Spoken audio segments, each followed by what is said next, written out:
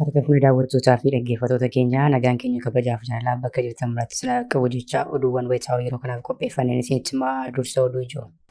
Kaayyoon qabsoo bilisummaa Oromoo impaayera bututtee diimokiraatessuu osoo hin taane Oromiyaa walabaa ijaaruudhaa kan jedhan hayyoonni Oromoo sabichi walabummaa fi bilisummaa isaa gonfachuuf adda tokko jalatti walitti tokkoomuu qabaa jedhaniiru. Hayyoonni kunneen kaayyoo tokkoof adda garaagaraa jalatti hiriiruun umurii garbummaa dheeressaa jira jedhan. Yaada hayyoota kanaa maqaa isaanii wajjin tokko tokkoon eeruun kan balballoomsinu ta'a. Hidhaa baatii ja'a booda manni murtii yakka itti shakkamirraa bilisa jechuun kan gadhiisee weellisaa Andu'aalem Gosaa maatii kaadhimaa isaa duraanii Qananii Addunyaa wajjin araaraaf sochii taasisaa tureera.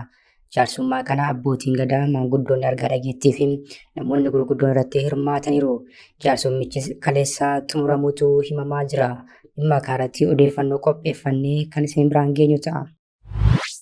Gorsaan muummee ministeeraa Jawaar Mohaammed mana hidhaa taa'ee shanuu akka hin dabarre jechuun akeekkachiisa kennaa ture jedhe. Nuyi Finfinnee galuudhaaf fedhii hin qabnu ture kan jedhu namni siyaasaa buleessi kun yakka duguggaa sanyii Tigraayitti raawwatameef loltoota Eertiraa fi garee hidhattootaa Finxaaleeyyii Amaaraa faannoo jechuun of waaman gaafatamaa godheera. Dhimma kanarratti gabaasa bal'aa qopheeffanneerra isin biraan geenya. Impaayeritti wiirtuu waraanaa gochuun raafama dinagdee fi kisaaraa humna namaa guddaa akka keessummeessituu gochaa kan jiru Biltiginnaan hidhattoota 80,000 ol galchuun leenjii haaromsaa kennee fi hawaasatti makeeraa jedhe. Adeemsa kana keessatti ammoo baasii qarshii biiliyoona 10 baasuu ifoomse. Eessaa galanii leenjii maalii fudhatanii fi eenyutu kana jedhee kan jiru bal'inaan isin biraan geenya. Addi bilisa baasaa uummataa Tigraay TPLF Komishinarri Sodaa Balaa Itoophiyaa Dr. Shifarraa'u Takilemaariyaam abuutu rakkoo buqqaatotaa Tigraay akka meeshaa siyaasaatti fayyadamaa jira jechuun dhiyeesse. Himannaan kun dhugaarraa kan fagaate jechuun cimsee balaaleffate. Addi bilisa baasaa uummataa Tigraay dabalee faallaa himata kanaa waliigaltee nagaa Piriitooriyaa booda illee naannoo Tigraay keessatti duguggaan sanyii lafa jalaan itti fufee geggeeffamaa jira jechuun Biltiginnaa fi qaamolee dhimmi ilaallatu irratti qeeqa jabaa dhiyeesseera. Kanas ni dhageessu. Toora YouTube chaanalii kanaa sabiskiraayib, laayik, sheer taasisaa jechaan gara oduu bal'inaan qopheeffanneetti sin dabarsa. Kaayyoon qabsoo bilisummaa Oromoo impaayera bututtee diimokiraatessuu osoo hin taane Oromiyaa walabaa ijaaruudhaa kan jedhan hayyoonni Oromoo sabichi walabummaa fi bilisummaa isaa gonfachuuf adda tokko jalatti walitti tokkoomuu qabaa jedhaniiru. Hayyoonni kunneen kaayyoo tokkoof adda garaagaraa jalatti qabsaa'uun umurii garbummaa dheeressaa jiraas jedhan. Profeesar Asaffaa Jaallataa, Tsaggaayee Araarsaa fi Injiinar Jamaal Ganamuu marii OMN irratti mata duree kaayyoo qabsoo bilisummaa Oromoo galmaan ga'uuf maaltu barbaachisaa jedhuun adeemsaniin tokkummaadha jedhaniiru. Profeesar Asaffaa Jaallataa uummanni Oromoo kaayyoo qabsoo isaa galmaan ga'uuf adda tokko jalatti qindoomuu fi tokkoomuu qabaa jedhan. Qabsoon bilisummaa Oromoo keessatti sabboontonni Oromoo danuun kaayyoo bilisummaa Oromootiif qabsaa'an karaa garaagaraatiin qabsaa'uun akka qabsoon galma hin geenye taasisee jira kan jedhan Profeesar Asaffaa Jaallataa qabsoo uummata kanaa galmaan ga'uuf adda tokko jalatti tokkoomuun barbaachisaadha jedhaniiru. Kana galmaan ga'uuf ilaalcha xaliilaa, beekumsa bilchaataa, jaarmiyaa nama hundumaa haammatee deemuu barbaachisaadha jechuunis akeekaniiru.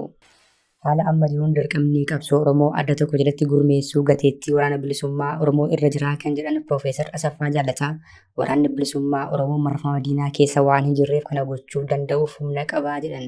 Haa ta'u malee waraanni bilisummaa Oromoo qabsoo Oromoo adda tokko jalatti luuccessuun akkasumas tooftaa fi beekumsa cimaadhaan luuccessuun isa rakkisaa jira.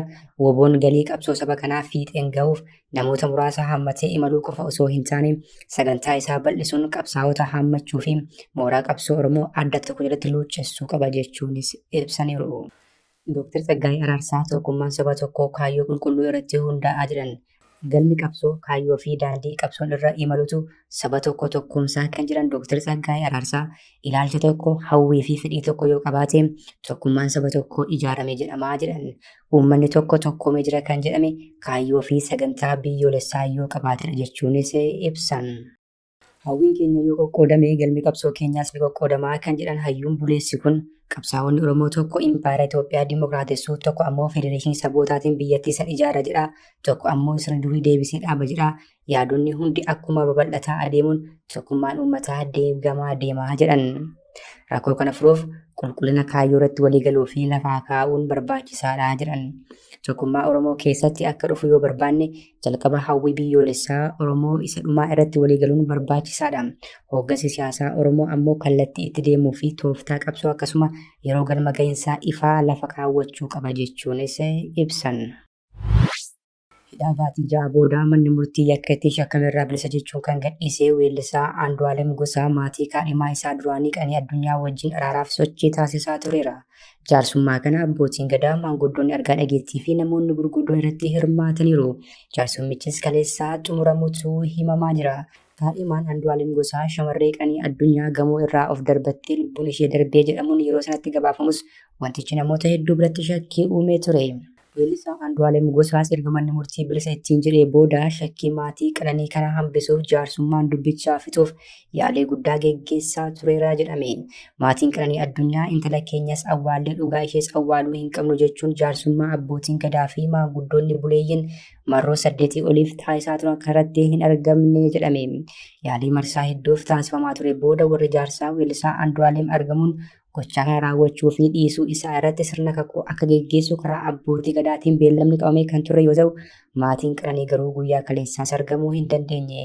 Adeemsi araaraa marroo hedduuf yaalamaa ture kun guyyaa kaleessaa milkii malee goolabamuu jaarsoliin lallabaniiru. Gorsaan muummee ministeeraa Jawaar Mohaammed mana hidhaa taa'ee shanuu akka hin dabarre jechuun akeekkachiisa nuu kennee jechuun ibse. Nuyi Finfinnee galuudhaaf fedhii hin qabnu ture kan jedhu namni siyaasaa buleesse kun yakka duguuggaa sanyii Tigraayitti raawwatameef ammoo loltoota Eertiraa fi garee hidhattoota Finxaaleeyyii Amaaraa faannoo jechuun of waaman gaafatamaa godheera. Tibbaa darbee miidiyaa guddaa addunyaa Aljazeeraa irratti dhiyaachuun naannoo Tigraay keessatti duguuggaan sanyii raawwatameera. Waraana sana ammoo kan ajajaa turan muummichi ministeeraati jechuun kan dubbatanii turan gorsaan muummee ministeeraa obbo Geetaachoo Raddaa afgaaffii miidiyaa biyya keessaa NBC jedhamu irratti taasisaniin garuu kana booda mootummaan federaalaa duguuggaa sanyii raawwateera hin jedhu jedhaniiru. Obbo Geetaachoon erga Aljazeeraa irratti afgaaffii taasisanii booda bilxiginnaan itti dheekkamuu hordofee fudhatama argachuuf duula maqaa ministeera muummee qulqulleessuu fi humnoota biroo addeessuu irratti bobba'aniiru. Lola Tigraay keessatti hidhattoonni Finxaaleeyyii faannoo daboo bilxiginnaa waammateef owwaachuun yakka duguuggaa sanyii raawwachuun gabaafamaa ture. Kana malees humni ittisaa Eertiraa gochaa suukanneessaa raawwachaa kan ture yoo ta'u, kanaaf ammoo bilxiginnaan paarlaamaa irratti maqaa dhahee galateeffatee ture. Gorsaan muummee ministeeraa obbo Geetaachoo Raddaa garuu isa daboo waammatti dhiisanii warra daboo waamame maqaa kaasuun yakka duguuggaa sanyii kan raawwate jara kanadha. Adeemsa seeraan boodinni qullaa'aa jedhaniiru. Kunuutu kanaan jiru yeroo sanaa bilxiginnaan hidhamee mana hidhaa keessa kan ture xiinxalaan siyaasaa Jawaar Mohaammed qondaalota TPLF wajjin quunnamtii qabaachaa akka ture obbo Geetaachoo Raddaa himeera. Jawaar Mohaammed Jeneraal Tsaadiqaan wajjin yeroo qabaachaa ture kan jedhu Geetaachoon shanuu akka hin dabarre jechuun akeekkachiisa nuu kennee ture jedhe. እንግዲህ እነ ጃዋርም ሳይቀር ከሸኖ እንዳታልፉ ምናምን ነበር፣ እስር ቤት ነበር። እነ ጻድቃን ጋር ነው የሚገናኘው። አብኔ ያጋው ተገናኝቶ አያውቅም። ግን ኦፊሳቲ ጃዋር ወጅን quunnamtii akka hin qabne ibseera. Kana duras obbo Geetaachoo Raddaa wayita kitaabni muummee ministeeraa mootummaa ida'amuu jedhu eebbifametti waggaa 40tti seenaa ofii barreessanii gurgurachuurra kitaaba akkasii barreessuu wayya jechuun Jawaariin qeeqee turuun ni yaadatama. Jawaaris yeroo sana qoosaa fakkeessee deebii kenneefii ture. Impaareetii giddu galeessa waraanaa gochuudhaaf dinagdee fi kisaaraa humna namaa guddaa akka keessummeessitu gochaa kan jiru bilxiginnaan hidhattoota 80,000 ol galchuun leenjii haaromsaa kennee fi hawaasatti makeeraa jedhe. Adeemsa kana keessatti ammoo baasii qarshii biiliyoona 10 baasuu ifoomse. Bilxiginnaa hidhattootaaf birrii biiliyoona 10 baaseeraa jedha. Kan dura piroojeektii misoomaa dhaabnee doolaara biiliyoona 10 baasii goonee loluu dandeenyaa jechuun dhaadachaa kan turan muummee ministeera Abiyyi yoo ta'an, amma ammoo ministeerri isaaniin hoogganamu tokko hidhattootaaf birrii biiliyoona 10 baasii gochuu hime. Hidhattoota 80,000 ol kan kutaalee impaareetii garaagaraa keessa socho'aa turan hiikkachiisuun leenjii haaromsaa kennee fi gara hawaasaatti dabaluu koomishiniin haaromsaa impaareetii ibseera. Hoogganaan koomishinii kanaa obbo Tamasgeen akka jedhanitti hidhattoonni 63,000 ol ta'an naannoo Tigraay irraa kan hiikkatan yoo ta'u, kanneen hafan ammoo naannolee akka Oromiyaa, Amaaraa fi Beenishaangul Gumuz keessaa akka hiikkatan himan. Adda bilisa baasaa uummataa Tigraay Koomishinarri sodaa balaa impaareetii Dr. Shifarraa Tekilemaaram Abuut rakkoo buqqaatota Tigraay akka meeshaa siyaasaatti fayyadamaa jira jechuun dhiyeesse. Himannaan kun dhugaarraa kan fagaate jechuun cimsee balaaleffate. Abuut dabalee faallaa himata kanaa waliigaltee nagaa Piriitooriyaa boodallee naannoo Tigraay keessatti duguuggaan sanyii lafa jiran itti fufee geggeeffamaa jira jechuun bilxiginnaa fi qaamolee dhimmi ilaalatu irratti qeeqa jabaa dhiyeesse. Koomishinarri Shifarraa Tekilemaaram haasawaa tajaajila oduu impaareetii waliin taasisaniin Abuut rakkoolee namoomaa fi fedhiiwwan bu'uuraa uummata Tigraay kaayyoo siyaasaa galmaan gaachuuf fayyadamaa jira jechuun himatanii turan. Akka ibsa isaaniitti gareen kun rakkoo buqqaatota keessaa fi alaa sirnaan hiikuuf osoo hin taane gargaarsa namoomaa yaadame gara biraatti jijjiiruun xiyyeeffannoo addunyaa hawwachuuf holola diraamaa geggeessaa jira jedhan. Koomishinarichi dabaluunis fayyadama rakkoo namoomaa akkasii keessaa siyaasa isaa galmaan gahachuuf yaaluun Abuutiif kan milanaa waan haaraa osoo hin taane seenaa fi shaakala garee kanaa keessatti kan mul'ataa ture ta'uu dubbatan. Akka isaan jedhanitti gargaarsi buqqaatotaaf qophaa'ee karaa sirrii akka hin qaqqabsiifamneef qaamni kun itti gaafatamummaa guddaa qaba. Kunis rakkoo uummataa furuuf irra deddeebi'ee danqaa ta'aa turuusaa ibsan. Haa ta'u malee waajjirri barreessaa adda bilisa baasaa uummata Tigraay deebii adda istaandardiif kenneen himannaa Koomishinar Shifarraa dhiyeessan soba adii jechuun guutummaatti haale. Waajjirri kun akka ibsetti nageenya jiraattotaa tiksuun ajandaa abuuti keessaa kan hin baane yoo ta'u, waliigaltee Piriitooriyaa duras ta'ee boodas dhimma uummata Tigraayitti xiyyeeffannaan hojjechaa jiraachuu cimsee ibseera. Akka ibsa waajjirichaatti buqqaatonni kumaatamaan lakkaa'aman addatti namoonni 146 beela hamaa dhukkuboota adda addaa fi miidhaa sammuu cimaa keessa akka jiranillee eere. Haalli kunis waliigaltee nagaa mallatteessuun boodallee jijjiirama bu'uuraa hin arganne jechuun himateera. Waajjirri abuutiitti dabaluudhaan rakkoo uummata Tigraay kana dhaabbilee idil-addunyaa uummata biyya keessaa fi alaa akkasumas qooda fudhattoota dhimmi ilaallatu hundaaf yeroo dheeraaf ifatti beeksisaa turuus yaadachiise.